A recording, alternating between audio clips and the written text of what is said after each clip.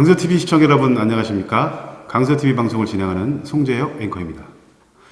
오늘은 제21대 국회 회기 종료와 대한노인의 법안 폐기가 남긴 것이라는 제목으로 말씀을 드려보도록 하겠습니다. 5월 29일자로 제21대 국회 회기가 종료되었습니다. 노인복지계에 있어서 제21대 국회는 김호일 회장의 대한노인의 법안으로 인한 파란만장 그 자체였습니다. 21대 국회는 역대 최악의 국회였다고 말해도 과언이 아닐 것입니다. 2020년 10월 대한노인회장 선거에서 김호일은 유권자인 대한노인회 각급 회장에게 월 100만원에서 400만원의 직책수당을 지급하겠다는 선거 공약을 내걸고 회장에 당선이 됐습니다. 그리고 그 내용으로 2021년 국민의힘 김태호 의원이 대한노인의 법안을 대표 발의한 후 2023년 더불어민주당 김원희 의원의 대한노인의 법안과 김용주 의원의 노인복지법 개정안, 2024년 강기훈 의원의 대한노인의 지원에 관한 법률 전부 개정안에 이르기까지 4중 3세트의 사회적으로 불필요한 법안들이 발의되어서 사회복지계에 큰 혼란과 사회적 비용이 소모되었습니다. 이렇게 말도 많고 탈도 많던 대한노인의 법안들이 5월 29일 제21대 국회 회기 종료일을 맞이해서 일괄 자동 폐기된 것입니다. 법안 통과를 바랬던 대한노인의 김호일 회장의 상심이 이만저만이 아니겠지만 이 법안들을 반대해온 대한노인의 법안 철회 촉구 시민연대의 71개 사회복지단체 및 학술단체, 노년단체, 그리고 시민단체들은 현재 축제의 분위기라고 합니다. 김호일 회장과 학연 지연으로 얽힌 국회의원들과 편향된 자세로 김호일을 비호해온 보건복지부, 윤 대통령 파리를 통해 이리저리 위기를 빠져나가는 부도덕한 김호일 회장에 맞서 대한노인의 정상화를 촉구하면서 싸워온 시민정신의 승리라고 말하고 싶습니다. 5월 29일 제21대 국회 회기 종료 시점을 맞이해서 지금까지 건전하지 못한 대한노인의 법안들이 남긴 문제점들을 정리해보고 향후 제22대 국회에서는 이런 문제점들이 다시 반복되지 않도록 적절한 대안을 살펴보는 기회를 가질 필요가 있을 것으로 보입니다. 그 문제점들의 첫 번째로 법안의 불공정 목적성인데요. 김호일 회장의 선거 공약을 담은 4개의 법안 자체가 대한민국의 일반 노인을 위한 법안이 아니고 대한노인의 각급 회장의 직책 수당을 국민의 세금으로 지급하기 위한 법이라는 점에서 많은 비난과 반대의 목소리가 대한노인에 안팎에서 터져 나왔습니다. 그리고 그 수당을 받는 각급 회장들이 김호일 중앙회장 선거의 직접적인 유권자이며 법안의 통과가 선거 공약 이행과 재선을 위한 포석이 아니냐는 질타를 받아왔던 것입니다. 문제의 두 번째는 다른 사회복지단체와의 형평성 위배를 들 수 있습니다. 대한노인의 법안들이 추구하는 회장단들에 대한 직책수당 지급과 더불어 노인복지시설 운영 사업이나 장례사업 등 다양한 수익사업의 수행 등은 노인복지 서비스 전달 체계를 파괴할 수 있는 고질적인 사업 독점화를 추구하고 있습니다.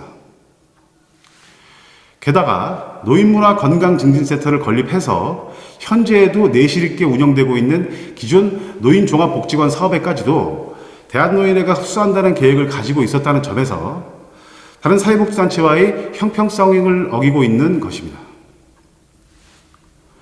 세 번째는 여당과 야당을 번갈아 가면서 업무 협약을 대표 발의했다는 점입니다. 2021년 국민의힘 김태호 의원을 통해 대한노인의 법안이 대표 발의되었으나 그 법안의 처리 여부가 결론이 나기도 전에 야당인 더불어민주당과 다시 같은 업무 협약을 체결한 후 김원희 의원을 통해서 유사한 법안을 대표 발의함으로써 양당으로부터 모두 정치적 신뢰를 상실하게 되었습니다. 이에 더해서 김호일 회장은 시시때때로 여당과 야당을 넘나들며 더불어민주당을 혐오적인 표현으로 비하를 하면서 저울질을 하는 비윤리적 태도로 일관하였습니다. 다음으로 네 번째 문제점, 천만 노인의 대표라며 정치권과 보건복지부를 농락했습니다. 김호일 회장은 대한노인회가 실제 회원이 300만에 못 미치는 노인단체임에도 불구하고 1천만 노인의 대표라고 과대포장해서 선거에 영향을 주는 그 표를 앞세워서 정치권과 보건복지부를 압박했습니다. 지연 학연으로 연결된 정치인들을 압박하거나 사업 연계 등을 이용해서 법안 통과 진행을 강요하였고 언어폭력으로 언론까지 이용을 해서 국회의원들과 보건복지부 간부조차도 우선 피하자는 식으로 법안 처리에 울며 겨자 먹기 식으로 동조를 하게 했습니다. 결과적으로 한 국가의 국회와 정부가 모두 일개 사단법인 대한노인회 회장에게 농락당한 것으로 보일 수밖에 없는 것입니다. 김호일 회장과 학연 지원 관계로 업무 협약이나 법안 발의에 앞장선 국민의힘 강기훈 의원과 김영주 의원, 정진석 의원 등은 모두 4월 10일 총선에서 낙선하였습니다. 다음으로 5번째 문제점은 노인복지당이라는 별도 정당 운영을 통한 여야 양당 배신 행위입니다. 김호일 회장은 오래전부터 한국복지당 대표로 활동을 하면서 2020년 10월 대한노인회장이 되자 정치인이 아닌 그의 부인 이경열 씨를 당대표로 교체한 뒤에서 실질적 당대표로서 활동을 했고 2023년 12월에는 한국복지당의 명칭을 노인복지당으로 변경을 하고 대한노인회가 이루고자 내세우는 거의 모든 사항을 노인복지당의 선거 공약으로 위장하여 사용을 함으로써 정치적 중립성 유지를 위반하였습니다. 더구나 국민의힘과 더불어민주당에는 대한노인회가 앞장서 도와주겠다고 공언을 하면서 국민의힘 비례대표 후보까지 추천을 해놓고 실제 4월 10일 총선에서는 대한노인회 업무를 전면 작파하고 노인복지당 선거운동을 했습니다. 게다가 동생을 포함해서 노인복지당의 비례대표 후보 5인을 내세워 선거운동을 함으로써 10여 차례 공직선거법 위반으로 선거관리위원회에 신고가 되기도 했습니다. 이는 김호일 회장이 국민의힘과 더불어민주당을 동시에 농락함으로써 양 정당으로부터 신뢰를 상실하게 되었고 이것이 대한노인회 법안이 자동 폐기되는 일정에 영향을 주었을 가능성도 있을 것입니다.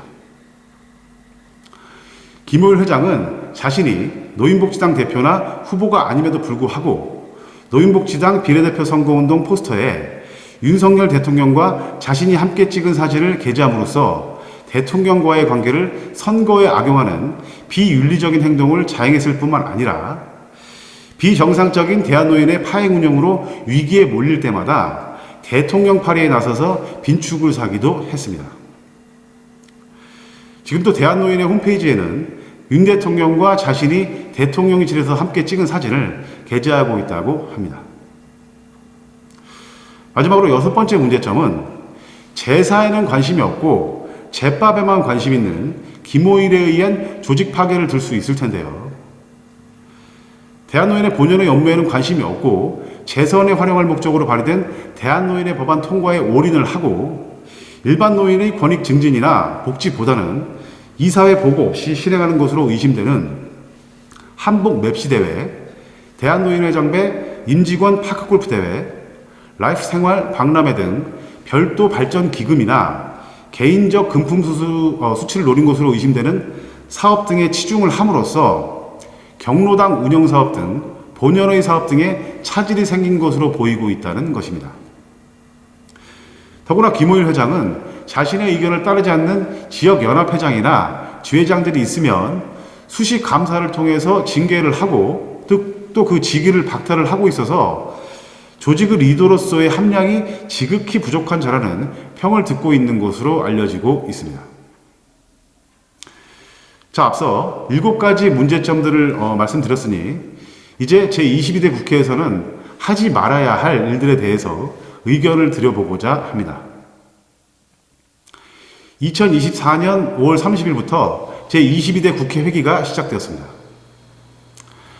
많은 신규 의원들이 국회에 입성할 것으로 보이고 대한노인의 김호일 회장은 공식적으로 제22대 국회가 시작되면 21대에서 발의했던 법안들을 다시 발의하겠다고 공언을 하고 있습니다. 하지만 새로운 국회의원들은 김호일 회장과 같이 비합리적, 비정상적 저의를 가진 자들을 대신해서 청부 입법하는 일을 삼가해야만 할 것입니다. 대한노인회법은 자그마치 61명의 국회의원이 공동 발의를 했기 때문에 김호일 회장은 법안 통과를 장담했었습니다. 정상적인 경우라면 이렇게 많은 국회의원이 검토하고 고심해 발의한 법이 회기 말까지 법안 소위원회에도 못 오르고 폐기된다는 것은 예측하기 어려운 일입니다. 61명이나 되는 국회의원들은 왜 수많은 반대를 예측하지 못하고 공동발의자로 참여를 했을까? 그것은 아마도 의원들 간 품앗이 쌓인 보좌관선에서의 검토, 학연 지연 등의 표 계산에 따른 것이 아닐까 하는 추측을 해봅니다. 이것은 참으로 가슴 아픈 일이 아닐 수 없습니다. 이제 우리는 22대 국회의원들에게 국가의 미래를 위해 일해달라고 국민의 이름으로 명합니다. 제21대 국회 회기에서 대한노인의 법안에 반대하여 국회 통과가 이루어지지 않도록 힘을 합쳐 노력한 시민연대 일동은 제22대 국회에서도 김호일 회장을 도와서 유사한 법안을 다시 대표 발의하는 국회의원이 있다면 시민단체가 가진 모든 힘을 동원해 그들이 앞으로 국회의원으로서 활동하는데 극한 어려움을 겪도록 할 것임을 미리 밝혀두는 바입니다. 네, 오늘은 제21대 국회 회기 종료와 대한노인의 법안 폐기가 남긴 것과 이와 관련해서 22대 국회가 나아가야 할 방향에 대해 말씀을 드렸습니다. 네, 오늘 소식 여기까지 전해드리겠습니다. 시청해주셔서 감사합니다.